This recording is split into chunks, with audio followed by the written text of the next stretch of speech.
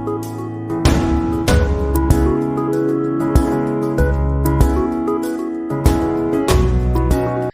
Friends, welcome to our show. और आज हम आपको बताएंगे आगे की कहानी और जानेंगे कि आखिर डायबिटीज़ कैसे आप उससे छुटकारा पा सकते हैं, कैसे आप अपने सवालों के जवाब बेहद आसानी से यहाँ पा सकते हैं। और जवाब देने के लिए हमारे साथ एक बार फिर से मौजूद हैं श्री सौजन्य गुप्ता जी। Welcome sir.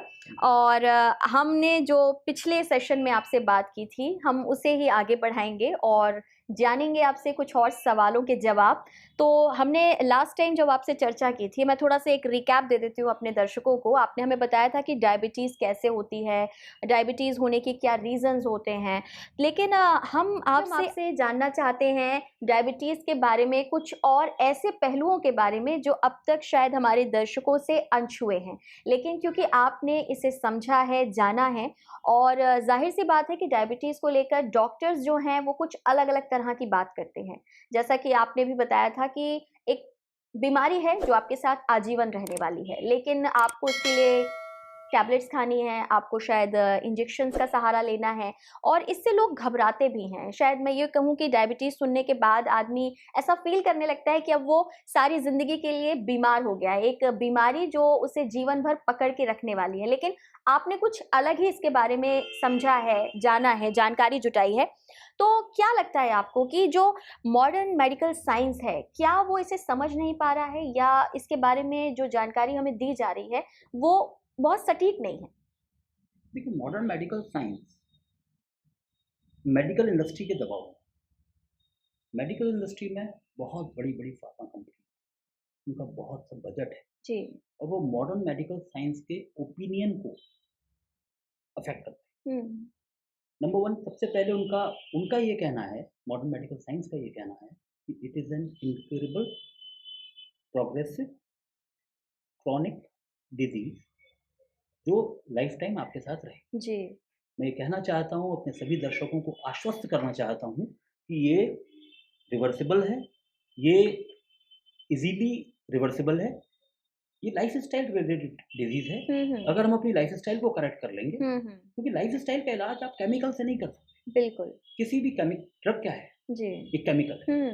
और उस केमिकल से आप सोच रहे हैं कि लाइफ़स्टाइल चेंज कर लेंगे, हुँ, हुँ। तो ये पॉसिबल नहीं है। ड्रग्स का रोल हो सकता है, हुँ, हुँ। टाइप 1 डायबिटीज़ में हो सकता है, जिसमें इंसुलिन बनता ही नहीं है, जी। लेकिन टाइप 2 डायबिटीज़ में ड्रग्स का रोल बहुत सीमित है। हुँ, हुँ। बॉडी अपने आप में ही कैपेबल है अपने आप को हील करने के हुँ, लिए। हुँ। आज फ़र्ज़ करिए, हम एक समय जंगलों में थे। जी।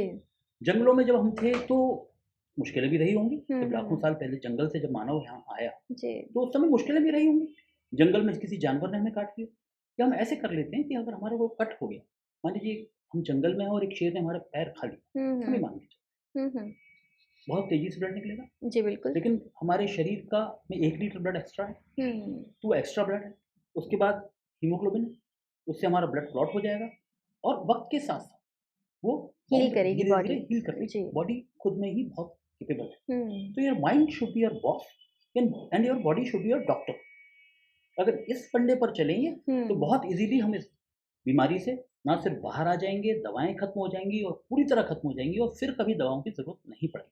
ठीक लेकिन है। हमें लाइफ़स्टाइल में सी चेंज करने होंगे, जो गलतियाँ हम करते आ रहे हैं, हुँ। उन गलतियों को तुरंत रोकना होगा। ये इम्पोर्टेंट बात है। बिल्कुल, तो यानी आप ये कह रहे हैं कि हमारी जो बॉडी है उसे हमें खुद किस तरीके से, एक तरीके से डायरेक्शन देना है, हमें क्या खाना है, क्या पीना है, अपने बिहेवियर को, यानी कि ख़ासकर खाने-पीने की चीज़ों पर ध्यान देने की ज़्यादा ज़रूरत है। जी। अभी देखिए डायबिटीज़ का इलाज कैसे होता है। आपको थकान हुई, फ्रीक्वेंट यूरिनेशन हुआ, सडन वेट लॉस हुआ बिना किसी रीज़न के, हुँ, तो आप हुँ। डॉक्टर के पास गए। हुँ। डॉक्टर ने आपका चेकअप करवाया, बोला आपको शुगर है, ठीक? शुगर हो गई, उसके बाद आपका इलाज शुरू कर दिया। हुँ, सबसे हुँ। पहले आपको मेटफॉर्मिन दी, जी। 500 एमजी, फिर हुँ। 2 बार मेटफॉर्मिन दी, फिर 750 एमजी हो गया, फिर हुँ। 1500, 1700, फिर मेटफॉर्मिन के बाद 1 महीने बाद, 2 महीने बाद, 3 महीने बाद हुँ, वो हुँ। मेटफॉर्मिन काम करना बंद कर दिया। फिर उन्होंने जानुविया दे दी, जानुमेट दे दी, फिर हुँ। 3 महीने, 6 महीने बीत गए, फिर एमरल दे दी, जी, जी। यूरोपा दे दी। बढ़ती गई, बढ़ती मेडिकेशन गई। बढ़ती गई। हुँ। मेडिकेशन 1 से स्टार्ट होती 2, 4, 6, 8, 10 मतलब आप दवाइयों की गिरफ्त में आते जा रहे हैं, दवाई बीमारी आपके साथ बनी हुई है। बीमारी आपके साथ बनी हुई है, जी। दवाओं के साथ अगर आप आते जा रहे हैं हुँ, और उसके बाद फिर आपको 5 साल, 10 साल बाद इंसुलिन पर आना लेना पड़ेगा। है। जी। इंसुलिन 30 यूनिट से शुरू हुआ, 30 यूनिट से हुँ, 50 यूनिट, 50 से 80, 80 से 100 बढ़ता गया, बढ़ता जा रहा है। दिन में 3 बार। हुँ, मॉडर्न मेडिकल साइंस कारणों का इलाज नहीं कर रहा है, हुँ, परिणामों का इलाज कर रहा है।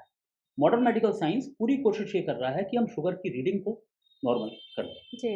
100 और 150। हुँ, हुँ, लेकिन वो ये भूल कर रहा है कि शुगर की रीडिंग कम करने से सिर्फ नहीं होगा, शुगर की रीडिंग बढ़ क्यों रही है, ये सोचना ये होगा सोचना होगा। कि शुगर इंसुलिन हुँ, रेजिस्टेंस क्यों है?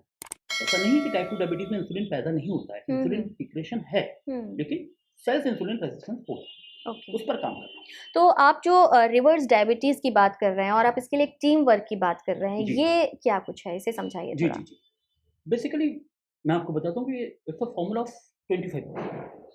डायबिटीज़ के इलाज में, डायबिटीज़ की रोकथाम में और डायबिटीज़ के रिवर्सल में, एक गाड़ी है, तेज़ी से जा रही है, जाती जा रही है, उसकी स्पीड बढ़ रही है, हमें उसकी स्पीड रोकनी है, हुँ, उसको हुँ, हम डायबिटीज़ जर्नी कहते हैं, हुँ, हुँ, उसको रिवर्स करना है। तो उसमें आपको 25% फॉर्मूला समझना पड़ेगा। ओके।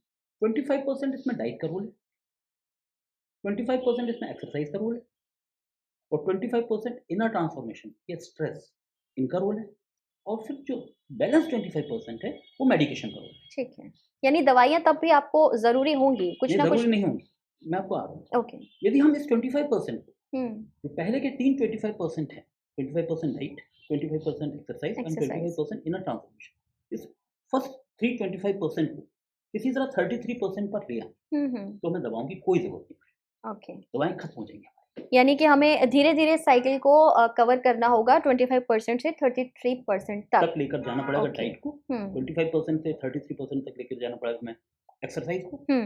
25% से 33% तक हमें लेकर जाना पड़ेगा इनर ठीक है, ट्रांसफॉर्मेशन, क्योंकि स्ट्रेस रिलीव। आप जिस बारे में बात कर रहे हैं और जिस तरीके से हमने डॉक्टर से भी बात की है, चर्चा की है और आपकी बातों को जब हमारे दर्शक सुन रहे होंगे तो ज़ाहिर है कि उनके मन में ये सवाल होगा कि आपकी ये जो रिसर्च है, आपने जो जानकारी जुटाई है, उसका बेस क्या रहा?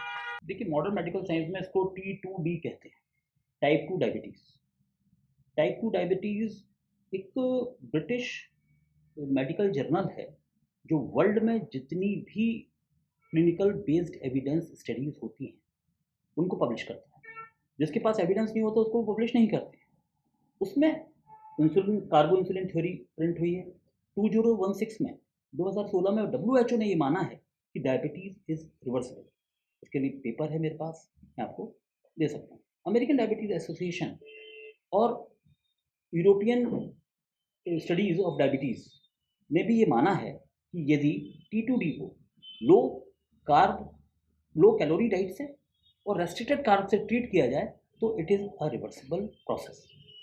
हमें लाइफ़स्टाइल चेंजेस, डाइटरी चेंजेस, जो सेडेंटरी लाइफ़स्टाइल है, उससे बाहर आना पड़ेगा और यदि हम उन सबको फ़ॉलो कर पाते हैं, तो ये प्रॉपर्ली रिवर्स की जा सकती ठीक है, आपने कहा कि रिवर्स की जा सकती है, लेकिन और भी अगर हम सवालों की तरफ जाएँगे तो ज़ाहिर है कि सवालों का अंबार है हमारे दर्शकों के मन में भी और हम दर्शकों से भी चाहेंगे कि आप अपने सवाल जो हैं वो हम तक पहुँचाइए ताकि सौजन्य जी उनका जवाब दे सकेंगे आपको। लेकिन अभी कुछ सवाल जो हैं कि अगर इंसुलिन की हम बात करें, वो कैसे रेज़िस्टेंस करता है? क्यों होता है?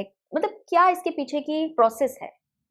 देखिए, जब भी हम कुछ खाते हैं, तो जो खाने वाला पदार्थ हमारे शरीर के अंदर जाता है, तो हमारे यहाँ जो पैंक्रियाज़ है, वो 2 तरह के हार्मोन्स प्रोड्यूस करती है। बेसिकली 2 सेल हैं, एक अल्फा सेल, एक बीटा सेल। बीटा सेल जो हार्मोन प्रोड्यूस करता है, वो इंसुलिन है। इंसुलिन वो वाहन है, जिस पर बैठकर ग्लूकोज़ सेल्स के अंदर होता है। मैंने लास्ट सेशन में भी आपको जी, बताया जी, था। जी।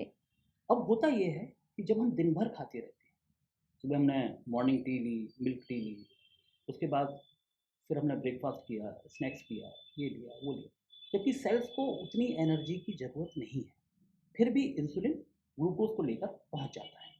अब 2 स्थिति है, सेल अपने आप को प्रोटेक्ट करेगा फैट लेयर से, सेल इंसुलिन पर जो बैठा हुआ ग्लूकोज़ है उसको अपने अंदर एंटर नहीं होने देगा और वो ग्लूकोज़ ब्लड में रह जाएगा।